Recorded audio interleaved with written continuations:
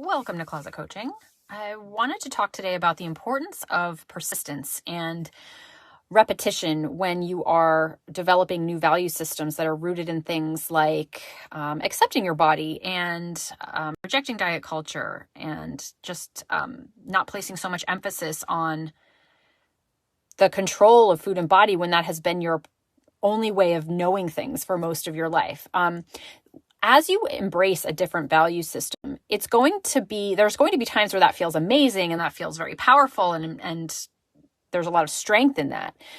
And there's going to be times, especially in moments of vulnerability or high stress or when life just gets really chaotic, when the voice of doubt is going to creep in and your old patterns of thinking are going to be very loud and they're going to challenge your new ways of thinking, and they may present themselves as being more powerful and more truthful and the real way, like the reality that you've just been neglecting while you were exploring a different way of being. And to remember that doubt that happens in those high stress and high vulnerable moments is just a pattern. That's just your brain's old pattern that's just being very loud, because when you're under stress, your brain wants to do the most familiar thing because that's what it knows. It's familiar with that, and our brains need familiarity when we're stressed out because it needs to be predicting things.